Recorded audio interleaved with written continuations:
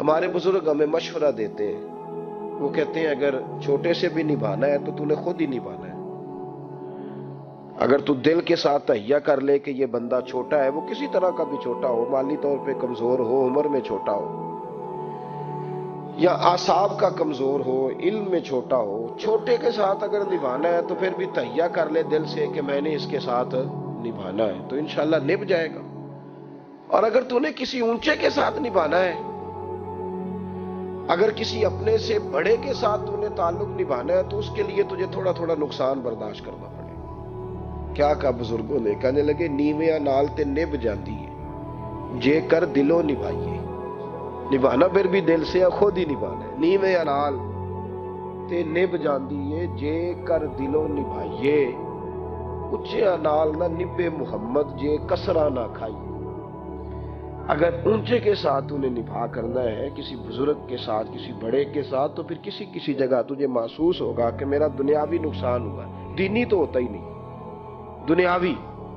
تو میرے بھائی، یہ جو صحبت ہوتی ہے نا، صحبت، وہ تھوڑے لمحوں کے لیے ہی کیوں نہ ہو، وہ تھوڑی دیر کے لیے صحبت کیوں نہ ہو، اس کا بھی ایک اصول ہے، اس کا بھی ایک ضابطہ ہے، اس کے بھی حقوق ہیں۔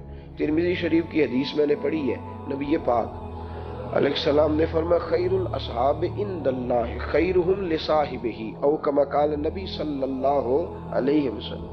حضور نے فرمایا ساتھ رہنے والے ساتھیوں میں بہترین دوست وہ ہے، دنیا کی نظر میں نہیں، عند اللہ، اللہ کی نظر میں۔ جو دو ساتھی ساتھ رہتے ہیں وہ کسی بھی طرح کے ہوں، وہ مسجد کے اکٹھے نمازی کیوں نہ ہو، خیر الاصحاب عند اللہ، اللہ کی نظر میں ان میں سے بہتر یہ ہے خیرہم لصاحبہ، جو اپنے ساتھی کے حق میں زیادہ اچھا ہے، جو اپنے ساتھ والے کو نفع زیادہ دیتا ہے، جو اس کی خدمت زیادہ کرتا ہے، جو اپنے آپ کو اس کے حق میں زیادہ خدمات پیش کرتا ہے، وہ اللہ کی نظر میں زیادہ اچھا ہے۔ تعلقات کے اندر نقصان اور بگاڑ اس وقت پیدا ہوتا ہے جب ہم اپنا لالچ دیکھ کے چلتے ہیں، جب ہم دیکھتے ہیں کہ میں اس بندے کو کتنا استعمال کر سکتا ہوں۔ اگر زندگی میں کسی سے تعلق نبھانا ہو تو ایک ہی نسخہ ہے، آپ یہ تہیہ کر لیں کہ میں اس کا فائدہ کتنا کر سکتا ہوں۔ اس نظریے کے ساتھ جب آپ دوستی کسی کے ساتھ کریں گے، کسی کے ساتھ تعلق نبھائیں گے، تو وہ آگے کی طرف بڑھے گا۔ لیکن چونکہ ہمارے نظریات کے اندر، افکار کے اندر، موجودہ زمانے کے اندر لوگوں نے بڑی بڑی غلط مثالیں مشہور کر دی ہیں، کہتے ہیں میں تو کام کے لیے گدھے سے بھی یارانہ لگا لیتا ہوں، تو میرا تو بھائی کام کا تعلق ہے۔ تو جب آپ کی سوچ یہ ہوگی تو آپ کا کیا خیال ہے؟ آپ کو مخلص دوست ملیں گے معاشرے میں؟ ٹھیک ہے، جس طرح کا آپ کا رویہ ہے سامنے والا بھی اسی طرح کا بن جائے گا۔ کسی نے ایک بندے سے پوچھا تھا مجھے کیسے پتہ چلے گا میرے مخلص دوست کتنے ہیں؟ تو اس درویش نے کہا تھا اپنے دل کی طرف توجہ کر، جتنے لوگوں کے ساتھ تو مخلص ہے اتنے ہی تیرے ساتھ بھی مخلص ہے، ختم ہو گئی بات۔ تو ادھر دیکھ لینا، یہاں جن کا تیرے ساتھ یہ تعلق ہے کہ میں نے ان کو استعمال کرنا ہے اور میں نے ان سے نفع لینا ہے، تو پھر لوگوں کا بھی تیرے ساتھ اتنا ہی تعلق ہے۔ تو اپنے دوستوں کے حق میں، ساتھیوں کے حق میں، مصاحبوں کے حق میں، تعلق والوں کے حق میں ہمیشہ یہ کوشش کریں۔ ہمیشہ ہمارے ہاں لوگ وارث بنتے ہیں لیکن صرف سکھوں کے، ہم نہ وارث بنتے ہیں صرف سکھوں کے، دکھوں کے وارث۔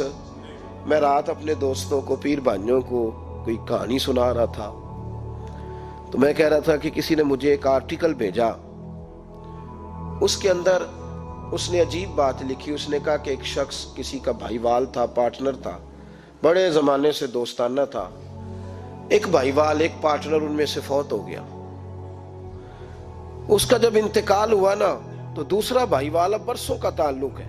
عجیب اس نے تماشا کیا جو دنیا سوچ بھی نہیں سکتی تھی۔ جب اس کو دفن کرنے لگے، اس نے چارپائی تھام لی، اس نے کہا میرا 45 لاکھ روپیہ اس کے ذمے ہے، پہلے دو پھر دفن کرنے دوں۔ شور ہو گیا، 45 لاکھ اور یہ ساری زندگی کا یارانہ ہے اس کا۔ اس نے کہا پہلے پیسے پھر تدفین، پیسے رکھو۔ اب اس کے بھائی بھی تھے جنازے میں، اس مرنے والے کے 2-3 بیٹے بھی تھے۔ وہ کہنے لگے 2-4 لاکھ کی بات تو ٹھیک ہے، پر ابا جی نے کبھی بتایا ہی نہیں، پہلے تحقیق کریں گے، پہلے ایسے کریں گے۔ تماشا لگ گیا، بندہ بھی بڑا امیر تھا، ہزاروں کا مجمع، شور ہو گیا۔ اب سب تحقیق کے چکر میں تحقیق کریں گے، پتہ نہیں دینے بھی ہے کہ نہیں، اور پھر دینے ہیں تو اتنے پیسے، ہمارا ابا خود بڑا امیر تھا، کس طرح کر کے دے، بچے بھی لا تو لا اللہ کرنے لگے۔ بیٹی ایک ہی تھی گھر میں، اس کو جب گھر میں پیغام ملا کہ قبرستان میں شور ہو گیا تو اس نے گھر سے پیغام بھیجا، اس نے کہا میرے پاس کچھ تولے سونا ہے جو 8-10 لاکھ کا تو ہوگا، تو میرے ابا کی چارپائی روکنے والوں سے کہو اتنا تو زیور میرا رکھ لینا، اس کو بیان نہ سمجھے اور میرے باپ کو دفن ہونے دے، میں تحقیق نہیں کرتی، وہ کہہ رہا ہے تو کوئی بات ہوگی، رکھ لے، یہ میں دیتی ہوں، آخر میرا باپ ہے، یہ رسوائی مجھ سے نہیں سہی جاتی، یہ رکھ لے اور باقی پیسے میں جلد ہی لوٹا دوں گی۔ اسے جب یہ رقم پہنچی اور آنے والے نے قبرستان میں آ کے بتایا کہ اس کی بیٹی نے یہ پیسے دیے، تو وہ مطالبہ کرنے والا رو پڑا۔ اس نے کہا بس لوگوں مجھے معاف کر دو، مجھ سے غلطی ہو گئی، پر یہ غلطی میں نے مرنے والے کے کہنے پہ کی ہے۔ اس نے کہا کس طرح؟ اس نے کہا میں نے اس کا 45 سے لینا نہیں تھا، میں نے 45 لاکھ دینا تھا، تو اس نے مجھے کہا تھا جب میں مر جاؤں نا تو اچھی طرح سوچ لینا کہ میرے دکھوں کا وارث کون ہے، میرا اصل وارث کون ہے، جو جائیدادوں پہ آ کے بیٹھے وہ اصل نہیں ہوگا، دیکھ لینا کہ کون میرا اصل وارث ہے، جو اصل ملے نا اس کو دینا، ہر ایک کو نہ تھما دینا۔ اس نے کہا مجھے سمجھ لگ گئی ہے، یہ میں نے اس لیے کیا تھا کہ اس کی وصیت تھی کہ جس کو سمجھو نا صحیح میرے دکھوں کا میرے ساتھ پہ اسے دینا۔ مجھے سمجھ لگ گئی نہ 3 بیٹے وارث ہیں، نہ 4 بھائی وارث ہیں، نہ وہ جو سارا دن وہاں بیٹھ کے اس کے دسترخوان پہ کھایا پیا کرتے تھے وہ وارث ہے، وہ ایک بیٹی وارث ہے جس نے شادی کی نشانی بھی بچا کے نہیں رکھی۔ شادی کی نشانی، کتنا پیار ہوتا ہے بیٹیوں کو، پہلے دن کے جوڑے سے اس نے ہر چیز اتار کے رکھ دی، کہنے لگا اب کسی کو 45 لاکھ نہیں ملے گا، اس بیٹی کو ملے گا، اسے دوں گا۔ تو ہم وارث بنتے ہیں سکھوں کی، اصل جرانہ اس کا ہوتا ہے جو دکھوں کا وارث بنتا ہے، جو تکلیفوں کا وارث بنتا ہے، جو آزمائشوں کا، وہ تیری آنکھ ہو یا سنگ ملامت کی چبھن، کون پہنچا ہے میرے درد کی گہرائی تک، دور شہرت میں تو یاروں نے کیا یاد بہت، ساتھ آیا نہ کوئی کوچے رسوائی تک، ساری عمر آٹا گد ہے لکھاں کیتے نے پیڑے، تے اب وقت آیا ہی تے محمد بخشا کوئی نہیں ہو بیٹھا نیڑے۔ کوئی دکھوں کے وارث ہی نہیں بنتے۔ دوستی جب آپ کسی سے نبھانا چاہیں، تعلقات کو جب آپ وسعت دینا چاہیں، تو اس کے لیے ضروری ہے میرے بھائی کہ آپ کہیں کہیں کمی بھی برداشت کریں۔ جس گرم جوشی سے آپ دوستی لگاتے ہیں پھر محسوس کریں۔ ایک بزرگ گزرے شیخ حسن ان کا نام تھا، ان کا دوست گھر آ گیا ملنے، سائٹ پہ بلا کے کہنے لگا 40,000 دینار کا قرضہ ہے، مہربانی کر۔ شیخ فٹافٹ اندر گئے، 40,000 دینار دیے، پیسے دیے تو اندر آ کے چیخے مار کے رونے لگے۔ زوجہ کہنے لگی اگر اتنا ہی پیسوں سے پیار تھا تو دینے نہیں تھے، اب دے لیے ہیں تو رونے لگے ہو۔ تو کہنے لگے تو سمجھ نہیں رہی رو کیوں رہا ہوں؟ کہا بتائیے۔